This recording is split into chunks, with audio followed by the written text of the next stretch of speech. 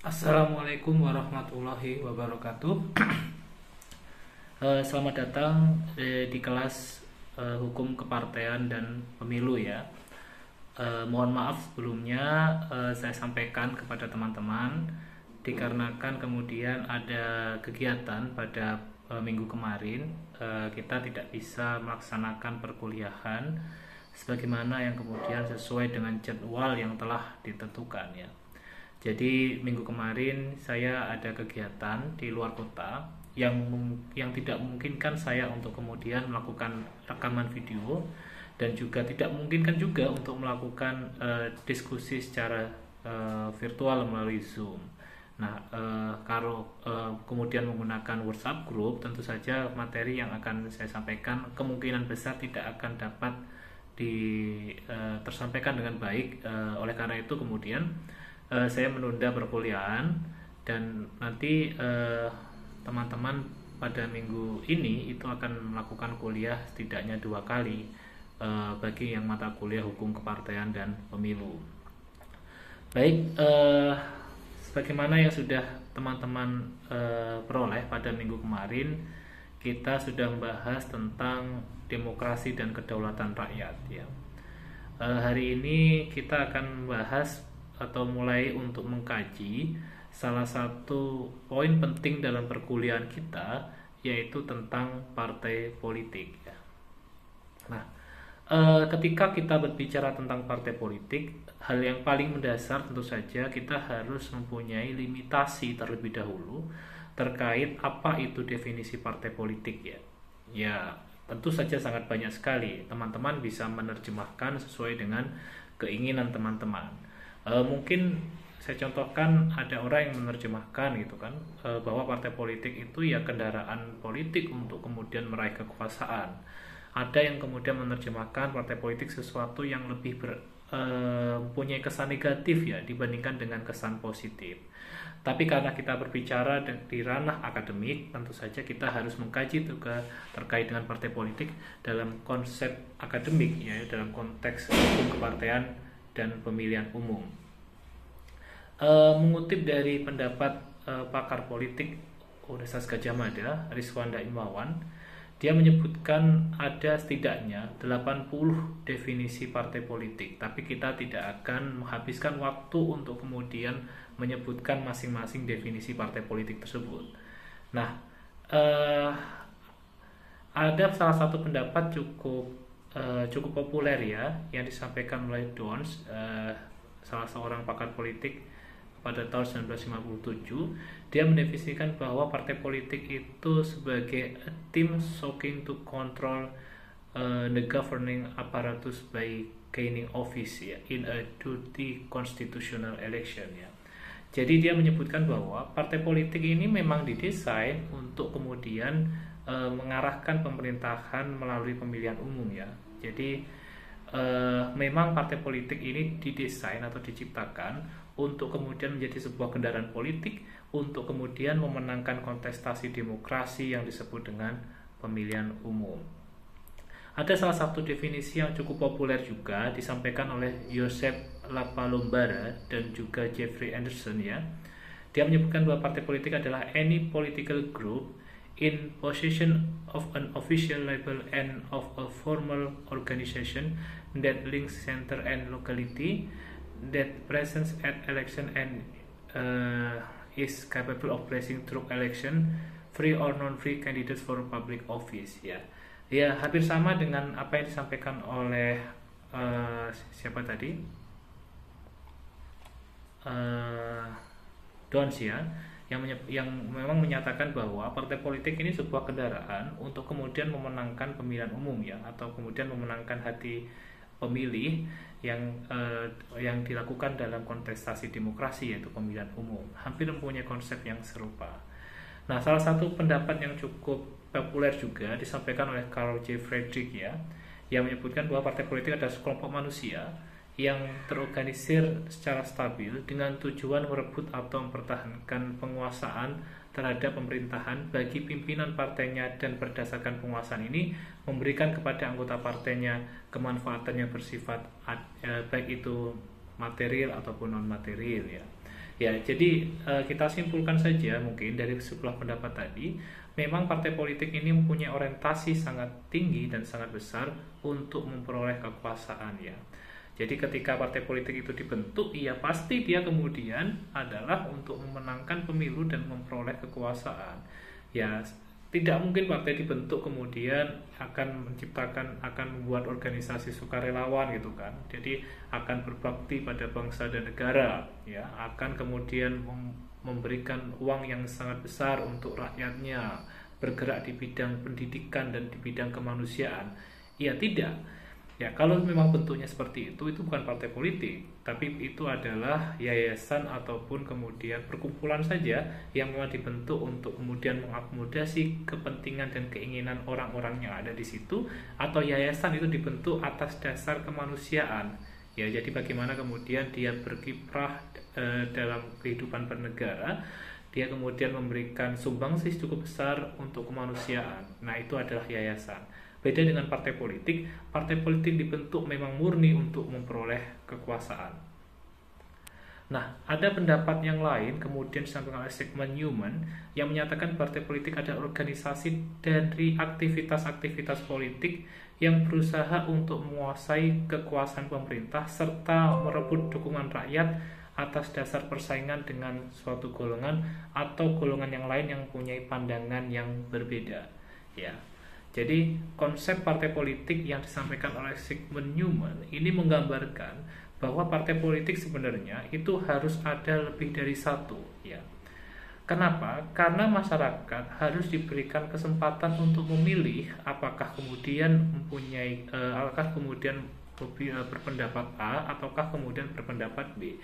Apakah negara akan dibawa ke arah A ataukah negara dibawa ke arah B. Karena ini konsepsi demokrasi itu adalah kemudian rakyat diberikan alternatif dan pilihan untuk menentukan nasibnya sendiri.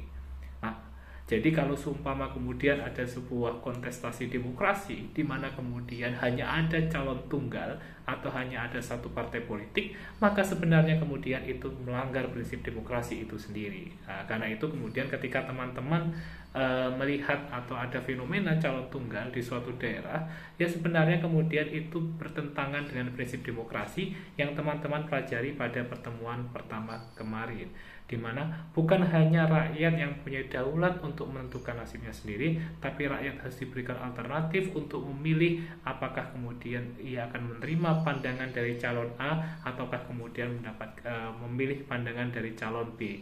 Itulah konsepsi demokrasi ketika mengacu pada pendapat Sigmund Newman, ya.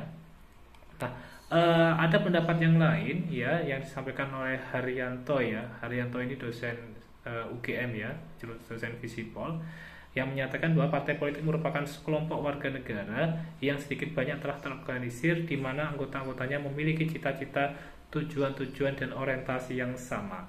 Nah, kelompok ini berusaha untuk merebut dukungan rakyat, sedangkan yang menjadi tujuannya adalah memperoleh, mengendalikan untuk kekuasaan politik atau pemerintahan, dan kemudian berusaha untuk melaksanakan kebijakan-kebijakannya dengan jalan menempatkan anggota-anggotanya dalam jabatan politik ataupun jabatan pemerintahan. Ya, tidak terlalu jauh berbeda ya dengan apa yang disampaikan oleh para pendapat-pendapat terdahulu. Nah, ketika kita berbicara partai politik ya, ada yang kemudian membuat partai politik ini menjadi sebuah organisasi yang terus-menerus mengalami evolusi ya. Pada awalnya dahulu ya, partai politik ini kan memang menjadi sarana atau kemudian menjadi wadah bagi masyarakat yang punya ideologi yang sama untuk kemudian dia merebut bagaimana untuk merebut kekuasaannya. Ada ideologi A, ideologi B, ideologi C, dan ideologi yang lain. Nah, ketika kemudian sejalan dengan perkembangan zaman ya, ini pendapat dari Puhle. Jadi ketika demokrasi ini berkembang ya, ada beberapa faktor yang kemudian membuat atau mempengaruhi evolusi partai politik. Yang pertama adalah the electoral dimension atau dimensi elektoral. Kemudian ada the interest of the party constituency. Yang ketiga adalah party organization. Yang keempat adalah party system atau sistem kepartean. Yang kelima adalah policy formulation atau kemudian program dan ideologi. Dan keenam adalah policy implementation atau implementasi kebijakan. Ya, jadi partai politik ini berkembang baik dari sisi keanggotaan, peraturan internal maupun ideologi ataupun programnya. Ya, jadi konsepsi partai politik yang hanya kemudian mengakomodasi berdasarkan pada kelompok tertentu atau ideologi tertentu ini kemudian berkembang sangat berbeda. Itu ada beberapa faktor yang kemudian membuat perkembangan itu menjadi sesuatu yang sangat lumrah ya. Dan ada tadi sudah saya sebutkan ada 6. Ada dimensi elektoral, ada kepentingan, ada organisasi keparteannya, ada sistem keparteannya, ada formulasi kebijakannya atau program dan ideologi, dan kemudian ada implementasi kebijakannya. Nah,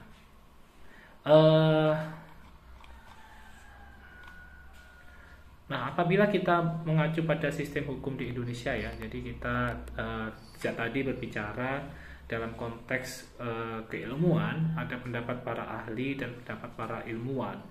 Tapi ketika kita mengacu pada konsep atau pada definisi yang diatur dalam hukum Indonesia, yaitu Undang-Undang Nomor 2 Tahun 2011 tentang partai politik, di situ disebutkan bahwa partai politik adalah organisasi yang bersifat nasional dan dibentuk oleh sekelompok warga negara Indonesia secara sukarela atas dasar kesamaan kehendak dan cita-cita untuk memperjuangkan dan membela kepentingan politik anggota masyarakat, bangsa, dan negara, serta memelihara keutuhan negara kesatuan Republik Indonesia berdasarkan Pancasila dan Undang-Undang Dasar Negara Republik Indonesia tahun 1945. Ya, jadi dalam konteks di Indonesia memang partai politik ini sudah mendapatkan definisi atau sudah meramu definisi berdasarkan definisi-definisi yang disampaikan oleh para akademisi. Jadi dia kemudian mengkonstruksikan definisi-definisi tersebut menjadi sebuah definisi yang berbingkai Pancasila dan NKRI.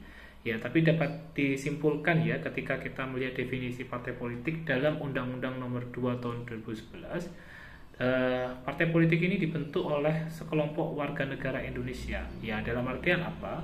Dalam artian kalau seumpama itu bukan warga negara Indonesia, maka dia tidak mempunyai kewenangan untuk membentuk partai politik di Indonesia. Ya, walaupun kemudian dalam Undang-Undang Dasar ada hak asasi manusia, salah satunya adalah hak berpolitik, tapi dalam konteks hak politik yang diatur dalam sistem hukum di Indonesia, ini hanya bisa dilakukan oleh warga negara Indonesia semata. Jadi warga negara asing seperti warga negara Amerika ataupun warga negara Islandia contohnya, maka dia tidak mempunyai kewenangan untuk membentuk partai politik dan kemudian berpolitik di Indonesia ya. Jadi itu satu catatan yang kemudian harus teman-teman perhatikan.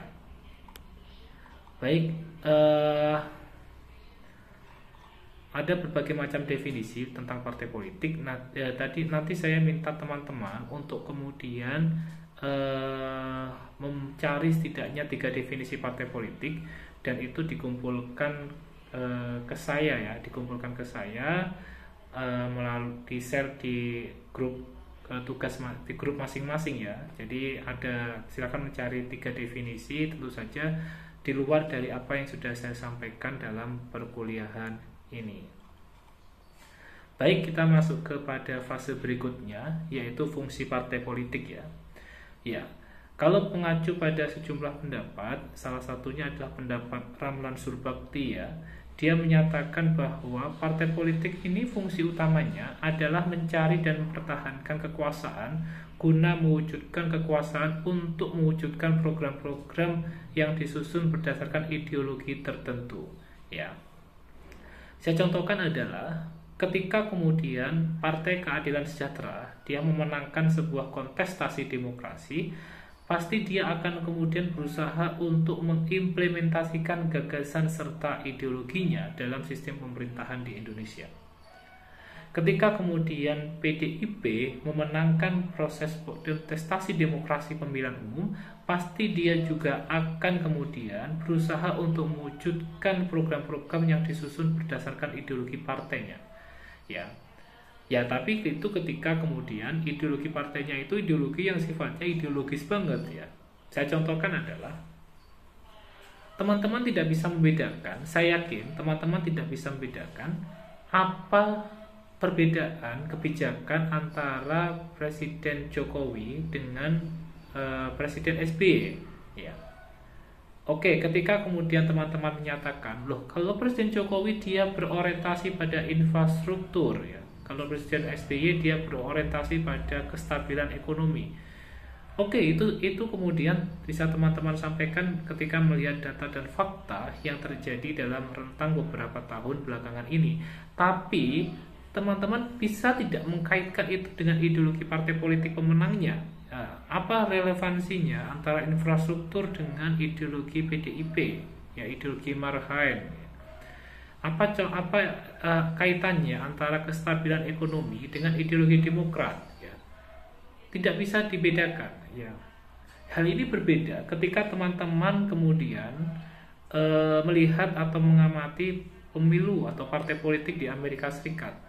Ketika Partai Demokrat memenangkan pemilihan, maka kemudian konsekuensinya ideologi Demokrat yang sifatnya adalah liberal, kemudian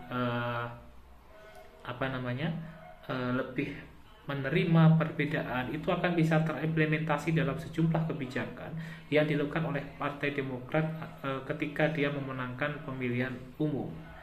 Ketika kemudian Donald Trump dari Partai Republik memenangkan pemilihan umum, maka kemudian ideologi Partai Republik yang sifatnya konservatif akan mengaruhi sejumlah kebijakan-kebijakan pemerintahan Amerika Serikat. Hal itu bisa dilihat berdasarkan pada ideologi partai pemenang pemilihannya. Tapi itu tidak berlaku di Indonesia, di mana kemudian ideologi partai pemenang pemilu itu masih kemudian tidak jelas dan sulit untuk dibedakan. Ya, ini problem yang harus teman-teman perhatikan dan teman-teman bisa amati ketika melihat kontestasi pemilihan umum yang dilakukan oleh sejumlah partai politik di Indonesia. Nah, menurut Ramlan Subakti ya tadi melanjutkan, meskipun fungsi utamanya adalah sebagai berebut kekuasaan dan menjalankan ideologinya, tapi sebenarnya ada beberapa fungsi partai politik yang lain. Yang pertama adalah sebagai sosialisasi politik, kemudian rekrutmen politik, partisipasi politik, pemandu kepentingan, komunikasi politik, dan pengendalian konfliknya. Selanjutnya adalah pendapat dari Miriam Budiarjo ya, teman-teman ini pasti sudah mendapatkan bukunya, jadi saya tidak menyampaikan dasar-dasar ilmu politik ya, buku biru, bukunya Prof. Miriam Budiarjo, guru besar Fakultas Fakultas Ilmu Sosial dan Ilmu Politik Universitas Indonesia, almarhum ya beliau. Menurut Miriam Budiarjo, dalam negara demokratis partai politik ini mempunyai beberapa fungsi. Yang pertama sebagai komunikasi politik, yang kedua sebagai sosialisasi politik, yang ketiga sebagai sarana rekrutmen politik, yang keempat sebagai sarana pengatur konflik. Baik, kita akan jelaskan sederhana saja ya. Yang pertama sebagai komunikasi politik ya. Dalam konteks negara demokrasi yang saat ini terjadi di Indonesia dan juga di sejumlah negara yang lain, memang ini tidak bisa disamakan dengan konsep demokrasi yang muncul pada awal pada abad ke-5 sebelum Masehi, di mana kemudian di situ dikenal dengan demokrasi yang dilakukan secara langsung atau direct demokrasi.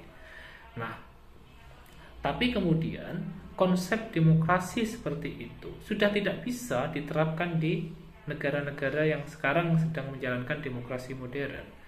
Kenapa? Karena teman-teman bisa bayangkan, ketika kemudian suatu negara hendak mengambil sebuah kebijakan yang diperlukan sebuah tindakan yang tepat dan cepat, masih harus kemudian mengumpulkan orang-orang dulu dari seluruh dunia, di seluruh negara itu, dan kemudian disepakati mau diambil kebijakan A atau diambil kebijakan B. Hal itu tidak efektif ya. Nah, karena itu kemudian pendapat dan aspirasi seseorang ini harus bisa diwakili oleh wakil-wakilnya di tingkat parlemen ya. Karena itulah kemudian dikenallah dengan demokrasi perwakilan atau demokrasi representation ya, demokrasi perwakilan. Nah, hal ini sebenarnya adalah partai politik ini kemudian dia muncul sebagai sarana untuk menjembatani antara masyarakat atau warga negara dengan kekuasaan. Ya. Partai politik ini kemudian mengkomunikasikan apa yang kemudian diinginkan oleh masyarakat, dan itu kemudian disampaikan pada parlemen yang telah terpilih melalui proses demokrasi. Karena itulah kemudian teman-teman ketika menjatuhkan pilihan pada partai A contohnya dalam pemilihan umum kemarin, teman-teman punya kewajiban moral sebenarnya untuk kemudian menyampaikan aspirasi teman-teman kepada partai politik itu, dan biar partai politik itu kemudian menyampaikannya kepada anggota DPR, dan anggota DPR itu menyampaikannya kepada presiden melalui forum sidang paripurna yang terhormat. Nah, itulah yang kemudian yang harusnya fungsi itu bisa dijalankan secara optimal oleh partai politik. Namun sekarang ketika teman-teman melihat fenomena yang terjadi di Indonesia, ketika masyarakat hendak menyampaikan aspirasinya, kemudian bukan aspirasinya disampaikan, tapi masyarakatnya yang kemudian dihentikan untuk menghentikan aspirasinya. Karena kenapa? Karena dianggap melakukan kritik yang berlebihan ya. Jadi teman-teman bisa melihat dari fenomena menyampaikan kritik melalui mural dan lain-lain, akhirnya kemudian beberapa ditangkap oleh kepolisian dikarenakan kemudian melakukan kritik tidak pada tempatnya. Nah, padahal sebenarnya kritik itu sebagai bentuk respon atau sebagai salah satu bentuk upaya dari masyarakat untuk menyampaikan terkait dengan keluhan atau menyampaikan terkait dengan keluh kesah terhadap pemerintahan yang berjalan saat ini ya. Dianggap mungkin ada prinsip-prinsip hak asasi manusia yang dilanggar, serta ada sejumlah hal yang lain yang kemudian tidak dilakukan secara maksimal oleh pemerintah. Dan ini kritik-kritik seperti itu muncul dikarenakan apa? Dikarenakan partai politik tidak bisa atau belum optimal menjalankan fungsinya sebagai sarana komunikasi politik masyarakat dengan pemerintahan atau dengan penguasa. Selanjutnya adalah partai politik sebagai sarana sosialisasi politik ya. Ya, jadi gimana ya?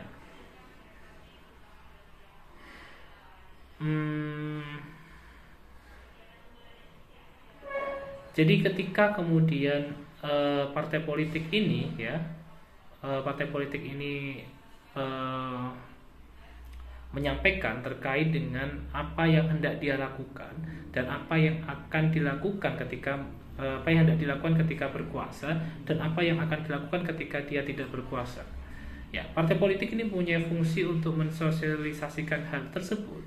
Nah, sayangnya kemudian teman-teman bisa melihat bahwa apa yang kemudian dijanjikan kerap kali kemudian tidak dilaksanakan. Saya contohkan adalah sebelum partai politik PDIP berkuasa pada tahun 2014, PDIP pada waktu itu sangat gencar mengkritik kebijakan SBY untuk mencabut subsidi BBM.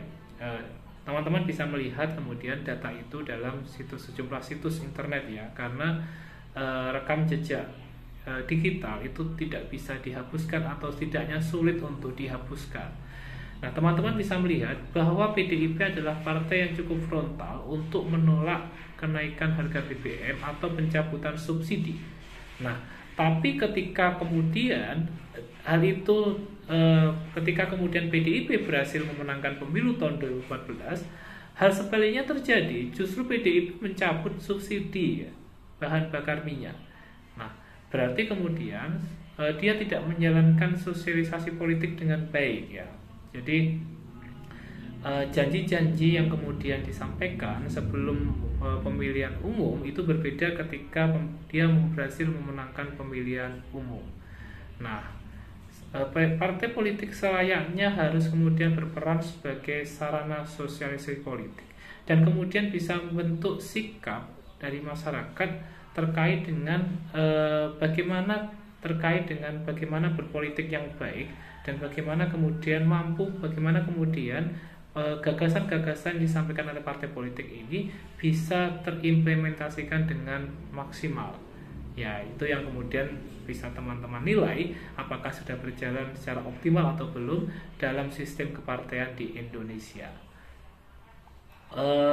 Baik, yang ketiga adalah sebagai sarana rekrutmen politik. Ya, kalau kita mengacu pada sistem hukum di Indonesia, baik itu konstitusi kita ataupun undang-undang partai politik dan pemilu, tidak ada satupun sarana untuk bisa berkuasa kecuali melalui partai politik dalam sistem hukum Indonesia di tingkat pusat. Konstitusi kita sudah menyatakan bahwa yang berhak untuk mencalonkan diri sebagai presiden atau wakil presiden itu harus diusung oleh partai politik. Jadi kalau seumpama independen atau sendirian, maka dia tidak bisa mencalonkan diri sebagai presiden. Sementara itu, dalam konteks pemilihan kepala daerah di tingkat provinsi dan di tingkat kabupaten kota, memang memungkinkan untuk calon independen bisa mencalonkan diri sebagai calon kepala daerah. Memungkinkan dalam artian ya ada kesempatan, tapi ternyata bukan dipermudah tapi malah diperberat ya. Jadi syaratnya itu sangat luar biasa berat bagi calon independen yang berkeinginan untuk mencalonkan diri menjadi calon kepala daerah. Ya, tapi untuk perwakilan ya DPR dan DPRD gitu kan, itu semuanya berasal dari partai politik kecuali DPD ya. DPD malah justru tidak boleh dari partai politik ya. Tapi kemudian kalau kita mengacu pada konstitusi kita ya, DPD ini adalah alat pelengkap demokrasi menurut saya. Kenapa? Karena dia hanya berhak untuk mengusulkan saja dan juga memberikan pendapat terkait dengan rancangan undang-undang tertentu ketika itu mau dijadikan undang-undang.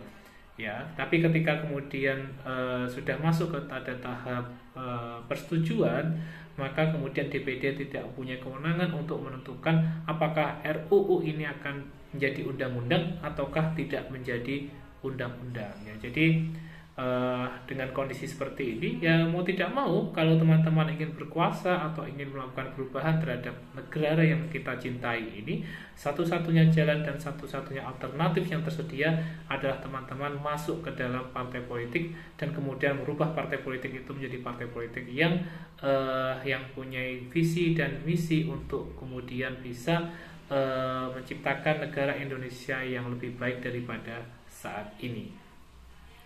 Yang selanjutnya, menurut Miriam Budiarjo, fungsi partai politik adalah sebagai sarana pengatur konflik ya. Jadi jangan sampai kemudian partai politik ini malah menjadi media pencipta konflik atau kemudian malah menciptakan konflik tersendiri di internal kepengurusannya. Ya, jadi ketika kemudian ada perbedaan pendapat atau perbedaan kepentingan, partai politik ini yang kemudian harus menghentikan itu. Ya, bayangkan kemudian ketika ada sejumlah pihak yang tidak puas terhadap hasil pemilihan umum, kemudian partai politik tersebut justru malah mengompor-ngompori ya ini ada kecurangan dan teman-teman silahkan untuk kemudian turun ke jalan dan hancurkan, batalkan hasil pemilihan umum. Nah, sikap partai politik itu yang kemudian tidak mencerminkan fungsi ideal partai politik sebagai sarana pengatur konflik. Tapi justru kalau kemudian seperti itu, maka dia adalah sarana pencipta konflik atau sarana yang memicu konflik. Nah, ini yang kemudian harus teman-teman perhatikan. Karena kenapa? Karena di sejumlah negara memang ada fenomena seperti itu. Ada beberapa partai politik yang kemudian memang mempunyai indikasi untuk menciptakan konflik daripada untuk mengelola atau kemudian mengatur konflik itu sendiri agar tidak terjadi konflik. Nah, ini yang harus teman-teman perhatikan. Jadi ada 4 ya fungsi partai politik menurut Miriam Budiarjo: sebagai sarana pendidikan politik, sebagai sarana komunikasi politik, sosialisasi politik, kemudian rekrutmen politik dan juga pengatur konflik ya. Nah, ada beberapa fungsi yang lain ya. Menurut Yasmani dan Andrew Knapp ya, ini teman-teman bisa baca bukunya. Dia melihat bahwa partai politik itu mencakup fungsi mobilisasi dan integrasi, kemudian sarana pembentukan pengaruh terhadap perilaku pemilih atau voting patterns. yang ketiga adalah sarana rekrutmen politik, dan sarana elaborasi pilihan-pilihan kebijakan ya. Nah, ada sebuah pendapat yang lain ya dari Sigmund Newman. Dia menyatakan bahwa partai politik dalam suatu negara demokrasi mempunyai 4 fungsi. Yang pertama adalah partai mengatur kehendak umum yang kacau. Partai adalah perantara ide-ide dan selalu menjelaskan, mensistematisasikan dan menerangkan ajaran partai. Partai merupakan wakil dari kelompok-kelompok kepentingan sosial, menjembatani rakyat yang terdapat antara orang seorang dan masyarakat secara luas ya. Jadi yang pertama itu partai mengatur kehendak umum yang kacau ya. Jadi bagaimana kemudian kehendak masyarakat yang sangat berbeda-beda ini harus dapat dikelola oleh partai politik menjadi satu kebijakan yang sifatnya adalah integratif ya. Itu menurut pendapat Sigmund Newman. Yang kedua ya, menurut pendapat Sigmund Newman, partai ini harus mendidik warga negara untuk bertanggung jawab secara politik ya. Jadi di partai politik harus mengajarkan kepada masyarakat bahwa ada persaingan dari minimal 2 partai untuk kemudian memberikan kesempatan pada masyarakat untuk menentukan pilihannya ya. Jadi kemudian jangan sampai masyarakat hanya diberikan kesempatan untuk memilih antara ada alternatif atau tidak ada alternatif ya. Masyarakat harus diberikan pilihan untuk memilih antara satu dengan yang lainnya. Itu yang harus kemudian teman-teman perhatikan ya. Ini menurut pendapat Sigmund Newman. Yang ketiga adalah partai ini harus menjadi penghubung antara pemerintah dan pendapat umum ya. Itu sama seperti dengan apa yang saya sampaikan tadi ketika pendapatnya Prof. Miriam Budiarjo sebagai komunikasi politik ya. Yang keempat adalah kemudian memilih para pemimpin. Ini menurut pendapat Sigmund Newman ya. Oke, kalau kita mengacu pada sistem hukum di Indonesia ya, jadi saya akan selalu melarikan perbincangan kita atau melarikan arah perkuliahan kita ke sistem hukum di Indonesia. Kenapa? Karena teman-teman biar bisa mengkomparasikan antara pendapat para ahli dengan kemudian apa yang sudah tertulis dalam undang-undang ya. Undang-undang tentang partai politik di Indonesia itu acuannya adalah Undang-Undang Nomor 2 Tahun 2011 tentang perubahan atas Undang-Undang Nomor 2 Tahun 2008 tentang partai politik ya. Nah, dalam Undang-Undang Nomor 2 Tahun 2008 tentang partai politik disebutkan bahwa partai politik ini mempunyai sejumlah fungsi ya. Yang pertama adalah pendidikan politik bagi anggota dan masyarakat luar agar menjadi warga negara Indonesia yang sadar akan hak dan kewajibannya dalam kehidupan bermasyarakat, berbangsa dan bernegara. Yang kedua adalah penciptaan iklim yang kondusif bagi persatuan dan kesatuan bangsa Indonesia untuk mensejahterakan masyarakat. Yang ketiga adalah penyerap, penghimpun, dan penyalur aspirasi politik masyarakat dalam merumuskan dan menetapkan kebijakan negara. Yang keempat adalah partisipasi politik warga negara Indonesia. Dan yang kelima adalah rekrutmen politik dalam proses pengisian jabatan politik melalui mekanisme demokrasi dengan memperhatikan kesetaraan dan keadilan gender ya. Ya, kalau kita lihat secara sekilas tidak jauh berbeda ya antara fungsi partai politik menurut para akademisi atau para ilmuwan dengan fungsi partai politik yang tercantum dalam Undang-Undang Nomor 2 Tahun 2011 tentang perubahan atas Undang-Undang Nomor 2 Tahun 2008 tentang partai politik. Baik, selanjutnya kita masuk ke teori asal-usul partai politik ya. Kalau mengacu pada pendapat Sigit Pamungkas ya, teman-teman nanti bisa melihat bukunya, judulnya adalah partai politik ya, judulnya partai politik. Dia melihat bahwa ada beberapa usul ya, ada beberapa pendekatan untuk melihat bagaimana partai politik ini ada ya. Yang pertama adalah pendekatan institusional, yang kedua adalah pendekatan historis, dan yang ketiga adalah pendekatan modernisasi ya. Pendekatan institusional ini teori ini memberikan tekanan pada transformasi yang terjadi pada parlemen ya. Teori institusional ini menempatkan asal-usul partai politik sebagai perluasan terhadap atas hak pilih dan transfigurasi dari badan-badan di parlemen ya. Jadi ini ada dua macam ya. Yang pertama adalah ketika partai politik ini terbentuk dari parlemen atau disebut dengan intraparlemen, dan partai politik yang kemudian lahir dari luar parlemen atau ekstra parlemen.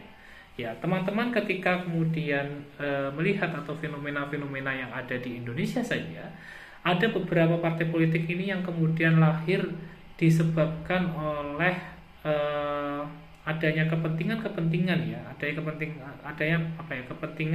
adanya kepentingan suatu organisasi tertentu yang kemudian menjadi ilham, menjadi trigger ya untuk terbentuknya partai politik yang kemudian punya kesempatan berkontestasi dalam demokrasi.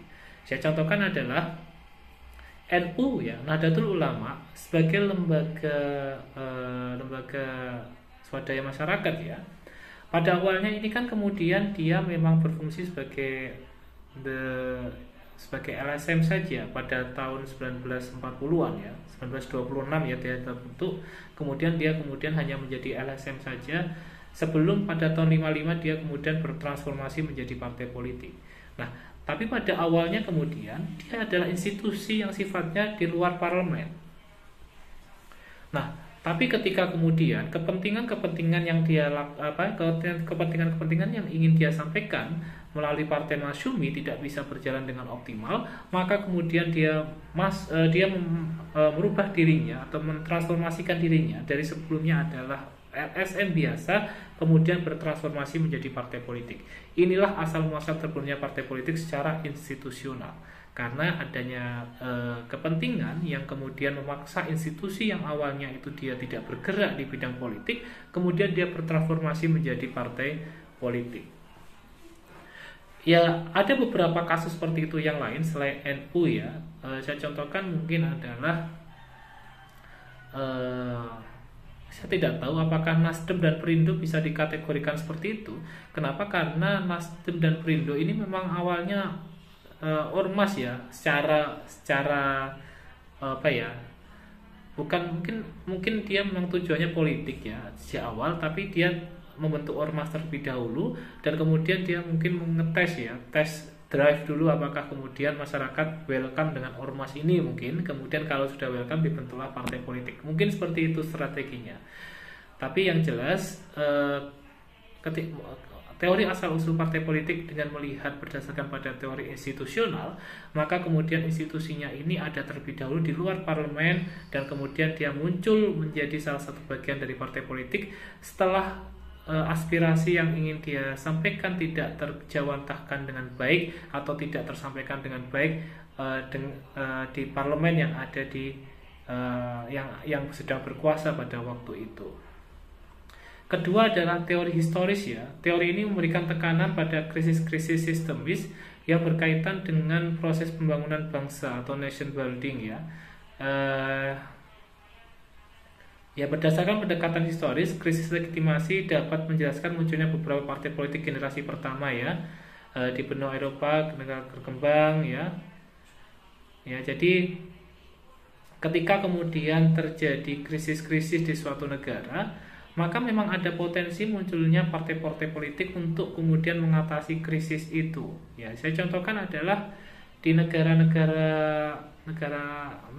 Eropa ya, contohnya mungkin Eropa atau Amerika, itu juga kerap kali partai politik ini muncul dikarenakan ada krisis-krisis atau sejarah panjang negatif ya yang terjadi di negara tersebut, dan kemudian partai politik ini difungsikan untuk mengatasi krisis tersebut. Apakah di Indonesia ada ya? Coba kita pikirkan.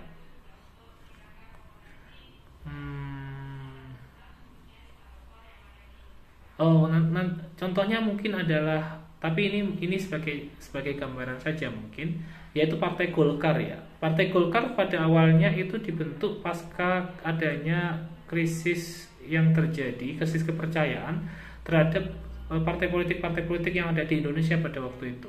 Ya, karena kenapa? Ketika terjadi pemberontakan G30 SPKI yang kemudian membuat masyarakat mulai antipati terhadap sejumlah partai politik, terutama partai politik yang berafiliasi terhadap Partai Komunis Indonesia. Kemudian Partai Golkar ini muncul sebagai the savior ya, sebagai penyelamat ya. Dan teman-teman kemudian bisa mengetahui dari fakta ya bahwa Partai Golkar pada waktu itu berhasil memenangkan pemilihan pada pemilu tahun 1971 ya kalau tidak salah. Nah, tapi tentu saja ini harus dilakukan penelitian terlebih dahulu. Apakah benar partai politik Golkar ini lahir berdasarkan konsep teori historis? Nah, ini harus dilakukan penelitian terlebih dahulu. Kalau seumpama kita mau mengklaim bahwa partai Golkar ini adalah lahir berdasarkan teori historis yang disampaikan oleh Sigit Pamungkas sebagai salah satu pendekatan munculnya partai politik itu sendiri. Yang ketiga ada teori modernisasi pembangunan politik ya. Jadi partai-partai ini merupakan produk dari modernisasi sosial ya. Masyarakat modern merupakan masyarakat massa sehingga memerlukan suatu institusi untuk mengorganisasikan inklusi dan juga integrasi publik massa ke dalam sistem unsur partai politik ya. Jadi adanya kondisi yang modern sekarang yang kemudian memaksa ya ada sejumlah fragmentasi masyarakat yang membuat partai politik ini mau tidak mau harus berdiri untuk mengakomodir itu.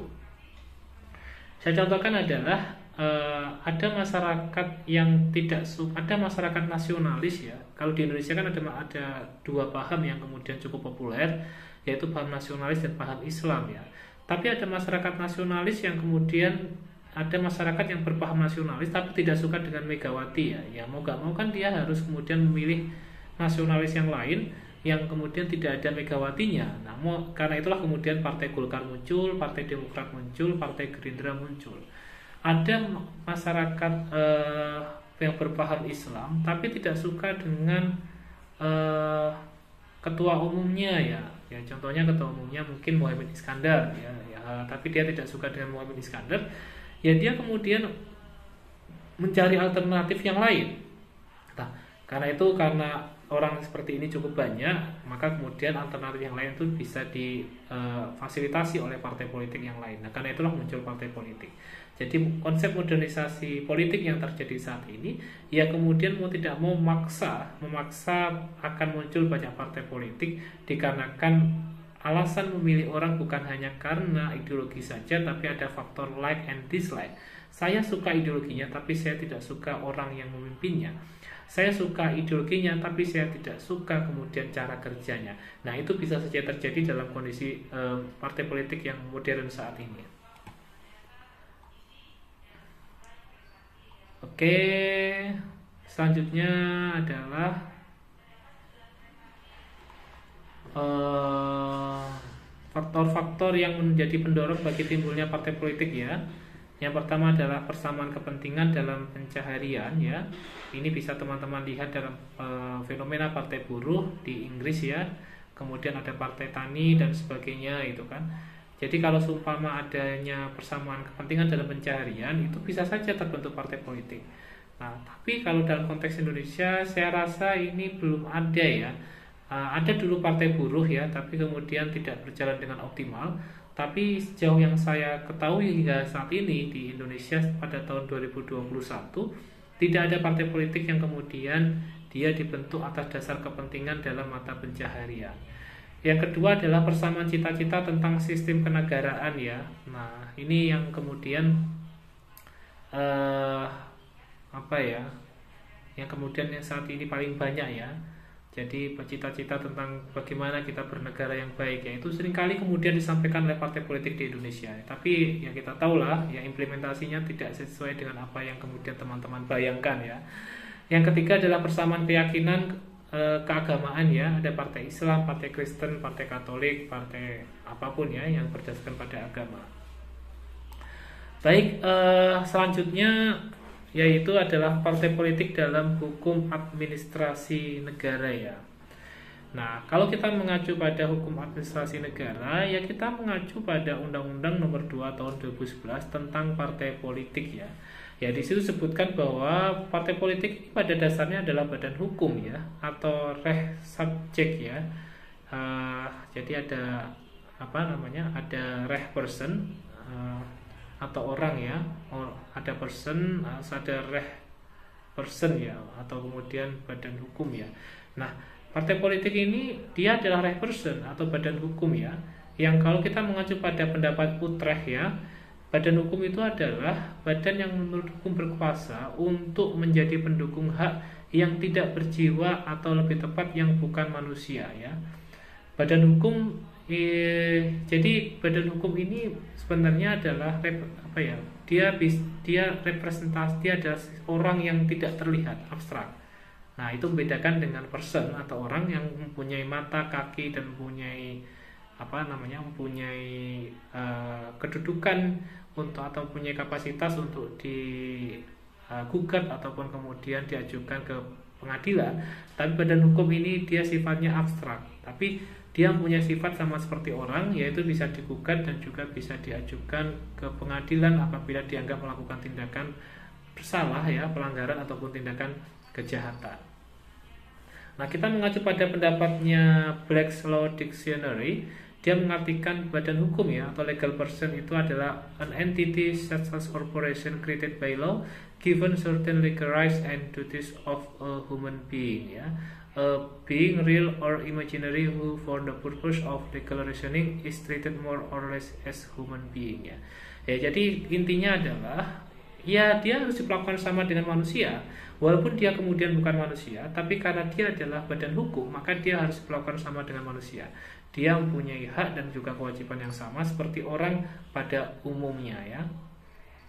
Nah, Purnadi Purbacaraka dan Suryono Sukanto ini mengistilahkan badan hukum dengan Zedlik Licam ya, yang artinya adalah badan hukum itu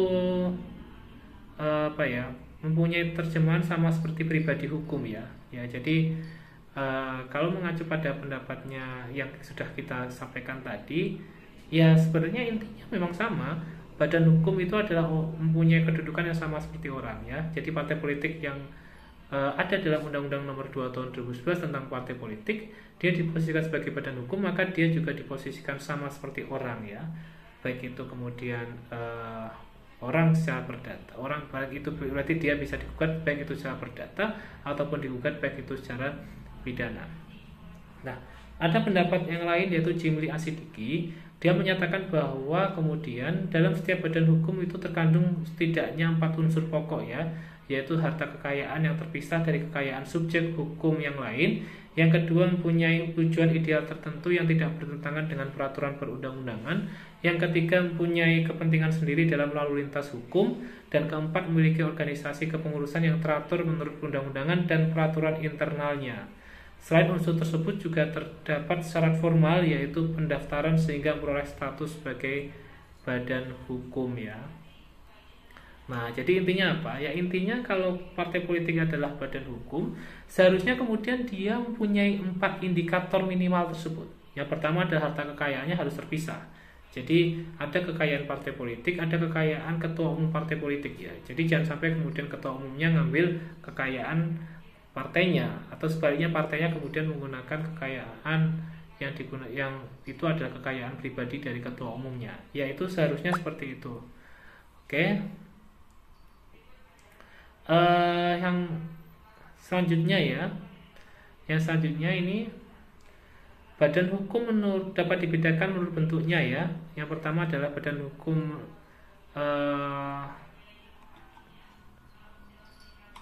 Yang pertama badan hukum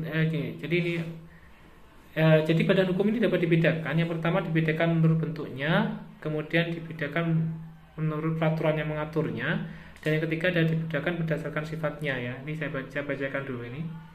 Nah, badan hukum menurut bentuknya ini ada di pasal 1 ayat 1 dan pasal 3 NBW ya, atau hukum Belanda ya pada waktu itu. Jadi badan hukum bentuknya ini ada 2 ya, yaitu badan hukum publik dan badan hukum privat ya.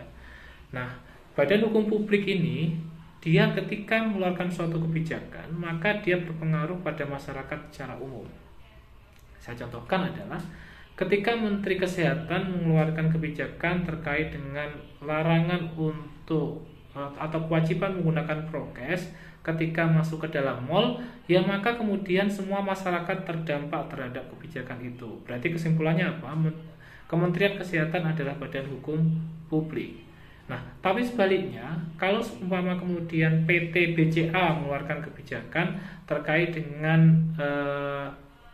kenaikan suku bunga ya, suku bunga deposito contohnya, yang terdampak ya hanya masyarakat yang kemudian mempunyai tabungan di BCA saja. Nah, itu ada badan hukum privat ya. Nah, karena itu teman-teman bisa bedakan mana yang badan hukum publik dan mana yang badan hukum privat ketika melihat sejauh mana kemudian kebijakan badan hukum tersebut kepada masyarakat. Kalau kebijakannya berpengaruh pada masyarakat umum secara luas yang walaupun tanpa ada hubungan keperdataan tetap dia terdampak, maka mohon maaf ada beberapa kesalahan tadi, saya kepencet ya.